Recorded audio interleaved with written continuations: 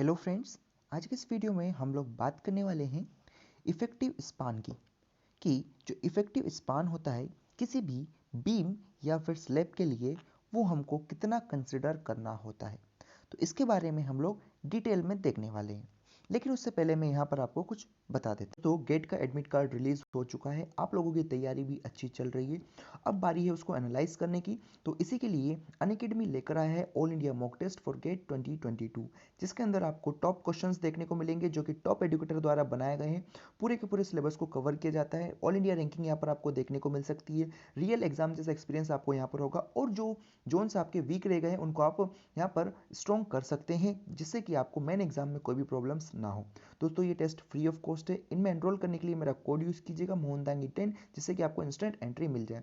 दोस्तों कॉम्बेट होता है हर संडे, कॉम्बेट को आप अटेम्प्ट कर सकते हैं। इसका बेनिफिट ये है कि आपको 100% स्कॉलरशिप देखने को मिलती है। साथ में जो लकी पार्टिसिपेंट्स होते हैं 100, उनको यहाँ पर कुछ रिवॉर्ड्स देखने को मिल सकते हैं, जैसे सैमसंग टैब हो गया, JBL स्पीकर हो गया, और भी बहुत सारे रिवॉर्ड्स यहाँ पर हैं। दोस्तों जो भी EAC के लिए किसकी इंटरव्यू की तैयारी कर रहे हैं उनके लिए यहाँ पर एक गाइडेंस प्रोग्राम लॉन्च किया गया है, उसमें भी आप एनरोल कर सकते हैं। फ्री ऑफ कॉस्ट है दोस्तों ये भी। और अगर आप कोई 23-24 के लिए तैयारी कर रहे हैं और प्लस या फिर आइकॉनिक सब्सक्रिप्शन लेना चाहते हैं तो वो भी आप ले सकते हैं। अभी कुछ बैचेस स्टार्ट होने वाले हैं, इनके अंदर आप एनरोल कर सकते हैं। और एनरोल करने के लिए मेरा कोड यूज़ कीजिएगा मोहनदांगी10, जिससे कि आपको इंस्टेंट 10% ऑफ देखने को मिलेगा। दोस्तों लाइव क्लास के दौरान अगर आपको कोई भी डाउट्स आता है तो यहाँ पर अनअकैडमी के अंदर एक ऑप्शन है रेज ए हैंड, जिसको आप एनेबल करके कोई भी एडुकेटर से अपना डाउट क्लियर कर सकते हैं। दोस्तों अगर क्वेश्चन सॉल्व करते करते अगर आपको डाउट आ जाता है तो आपको उस क्वेश्चन का फोटो क्लिक करना है और ऐप के ऊपर अपलोड कर देना है। उसको बहुत ही कम टाइम में आपको वहाँ पर उसका वीडियो सॉल्यूशन देखने को मिल जाएगा।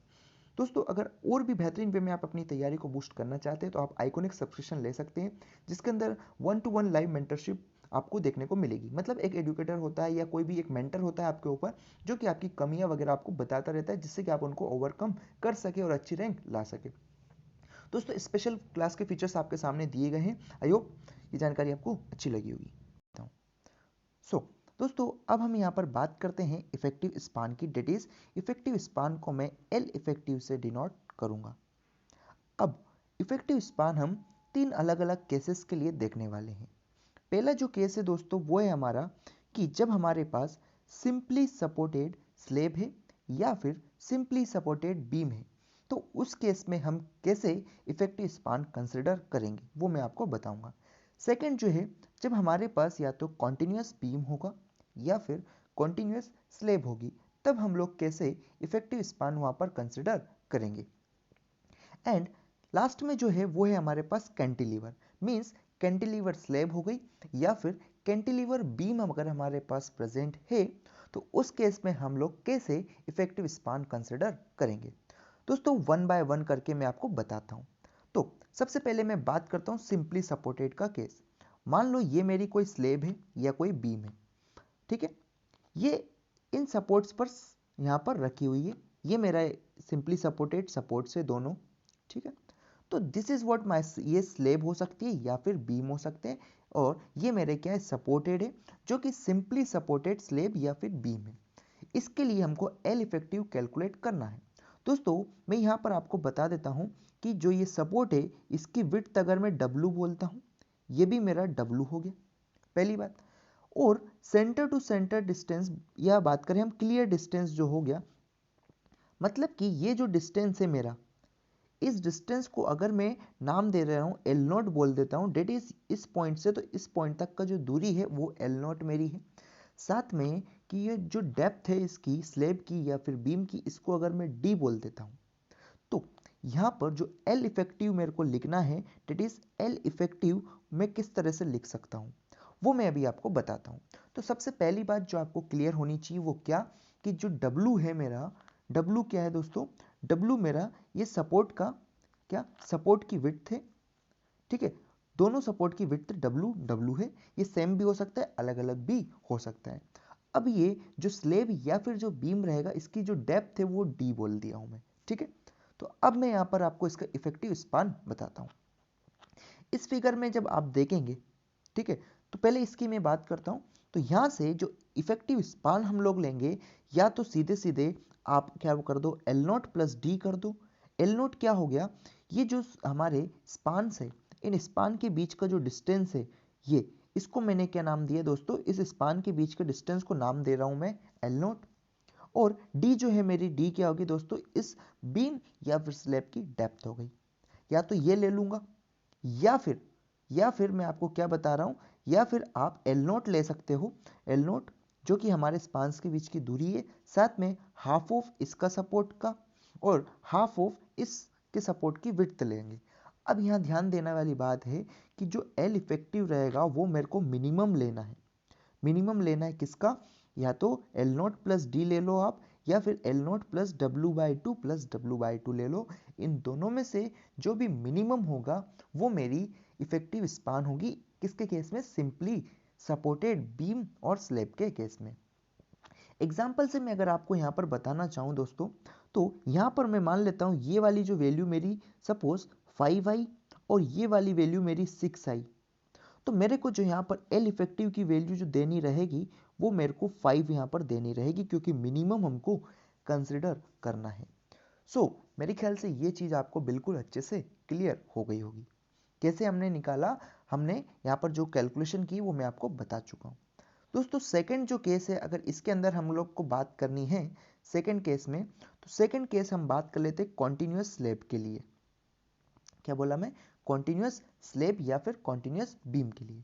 दोस्तों यहाँ पर मेरे पास देख सकते हो आप, एक सपोर्ट ये है, एक सपोर्ट ये है, एक सपोर्ट ये है।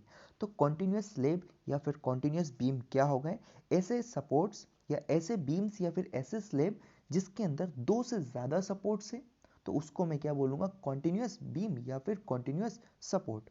ठीक है, तो मेरे ख्याल से यहाँ तक आपको चीज़ क्लियर हो गई होगी। दोस्तों मैं यहाँ पर बता देता हूँ, जो सपोर्ट है, सपोर्ट की विड्थ को मैं डब्लू बोल रहा हूँ। ठीक है, सपोर्ट्स की विड्थ को क्या बोल रहा हूँ, डब्लू बोल दे रहा हूँ। और इन सपोर्ट के बीच का जो डिस्टेंस है, डेट इज क्लियर डिस्टेंस, उसको हमने नाम दिया एल नोट। ये चीज़ मेरे ख्याल से आपको क्लियर हो गई होगी। अब अगर मेरी जो विड्थ है, डेट इज, मैं बोला विड्थ क्या, विड्थ क्या हो गई मेरी, विड्थ जो है डेट इज सपोर्ट की जो विड्थ है, अगर वो एल नोट बाय 12, क्या बोले, एल नोट बाय 12 से छोटी आ रही है, डेट इज जो विड्थ हमने कैलकुलेट करेंगे, डेट इज विड्थ ऑफ, मुझे सपोर्ट जो दिया है इसकी अगर मेरी एल नोट डिवाइडेड बाय 12 आती है। एल नोट क्या हो गया दोस्तों, ये जो दूरी मैं आपको बता रहा हूँ, यहाँ पर आप देख सकते हैं ये दूरी मेरी क्या है, एल नोट है। तो इस दूरी के 1/12 पोर्शन से छोटी अगर विड्थ आ जाती है, तो यहाँ पर हम जो कंसिडर करेंगे L effective, L effective same to same होगा किसके, सिंपली सपोर्टेड के केस में, जो कि हमने इधर कंसिडर किया था। डेट इज मिनिमम ले लेंगे हम एल नोट प्लस डी का, या फिर L naught plus W by two plus W by to का। ठीक है यहाँ तक।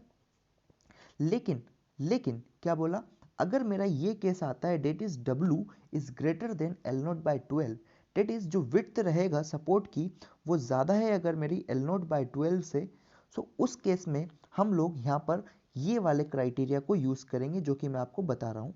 ये वाले क्राइटेरिया हम लोग फॉलो करेंगे। डेट इज मिनिमम लेना है मुझे किसका, L naught plus D by to का। क्या बोला, एल नोट, यहाँ पर एल नोट ये दूरी हो गई, और डी बाई टू क्या कर, डेप्थ डिवाइडेड बाई टू। तो यहाँ पर मिनिमम लेंगे या तो इसका, या फिर L naught plus W by two, that is support की जो विड्थ रहेगी उसके डिवाइडेड बाई टू से करके। ठीक है, तो मेरे ख्याल से यहाँ पर दोनों चीज़ आपको क्लियर हो गई होगी कि जब आपके पास कॉन्टिन्यूस बीम है, तब अगर आपकी जो विड्थ है किसकी, सपोर्ट की विड्थ, अगर एल नोट बाई 12 से कम है, तो आप उसको same to same simply supported के जैसे ही ट्रीट करेंगे। लेकिन अगर आपकी width greater than L naught by 12 हो गई, तब वहाँ पर आपको इसमें से मिनिमम लेना पड़ेगा। That is L naught plus में डी बाई टू ले लो, डी जहाँ पर क्या है, डेप्थ ऑफ द बीम है या फिर स्लेब है। वहीं आप, या फिर L naught plus W by to, L note तो हमारा क्या हो गया, क्लियर स्पान हो गया, जो कि आपको यहाँ पर फिगर में दिखाया गया है। साथ में डब्ल्यू जो है, जो विड्थ है किसकी, हमारे सपोर्ट की, divided by two, L naught plus width divided by two आपको ले लेना है। इसमें से जो भी कम आएगा वो हमारा आंसर हो जाएगा किसके लिए, L effective for continuous beam या फिर कॉन्टिन्यूस स्लेब। ठीक है यहाँ तक। दोस्तों लास्ट में जो बचा है हमारे पास वो है कैंटिलीवर वाला। कैंटिलीवर के केस में कुछ भी नहीं है, बहुत सिंपल सा है। तो मान लेता हूँ ये कैंटिलीवर बीम आप देख पा रहे होंगे आपके सामने, या फिर कैंटिलीवर स्लेब हो सकती है। अब कैंटिलीवर बीम या फिर कैंटिलीवर स्लैब्स कैसे देखने को मिलती है दोस्तों? जो हम लोग पोर्शन निकालते हैं, छज्जा हो गया आपका, ठीक है, तो छज्जा जो हो गया वो एक प्रकार का क्या कैंटिलीवर स्लेब है हमारा। और आपने देखा होगा जो बीम को हम एक्सटेंड कर देते हैं, इट इज ओवरहैंगिंग बीम जो होता है ना, एक प्रकार का हमारा कैंटिलीवर की तरह बिहेव करता है। तो यहाँ पर अगर आप देखेंगे एल इफेक्टिव को कैलकुलेट करना तो कैसे करेंगे? सबसे पहले डी जो है, डी मेरा क्या हो गया, डेप्थ ऑफ द स्लेब या फिर डेप्थ ऑफ द बीम।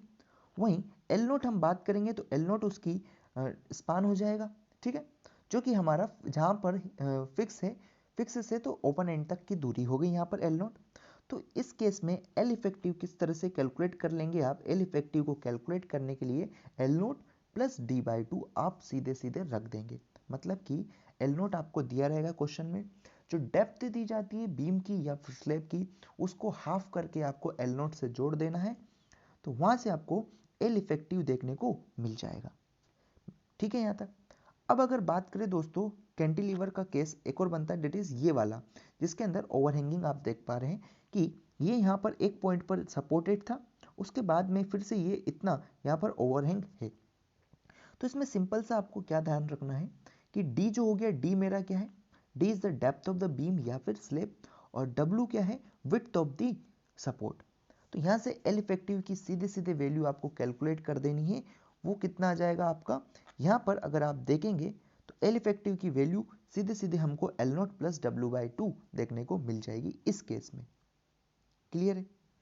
पहले केस में हमको एल इफेक्टिव की वैल्यू इस तरह से मिलेगी, अगर ऐसा कैंटिलीवर बीम है तो एल इफेक्टिव की वैल्यू ये मिलेगी, और अगर इस टाइप का फिगर आपको देखने को मिलेगा जिसके अंदर की ओवरहैंगिंग पोर्शन है, तो वहाँ पर आप एल इफेक्टिव की वैल्यू सीधे से एल नॉट प्लस जो सपोर्ट है विड्थ का, ठीक है, width of the support divided by 2 करेंगे, तो वहाँ से आपको एल इफेक्टिव देखने को मिल जाएगी। मतलब कि मैं यहाँ पर आपको सीधी सी चीज़ बताया हूँ कि अलग अलग तीनों बीम्स या स्लेब के केस में एल इफेक्टिव किस तरह से हम लोग कैलकुलेट करते हैं। मैं दोस्तों यहाँ पर आपको इफेक्टिव स्पान इनका मतलब नहीं बताया हूँ, इसके अगर मीनिंग जानना है क्या होता है तो उसके लिए हमारी प्रीवियस वीडियो ज़रूर देखें। यहाँ पर जस्ट मुद्दा था कि कैसे आप इनको कैलकुलेट करेंगे, वो मैं आपको एक्सप्लेन किया हूँ। आई होप ये वीडियो आपको अच्छी लगी होगी। सो अगर वीडियो अच्छी लगी तो लाइक करें, शेयर करें, चैनल को सब्सक्राइब करें। Thank you.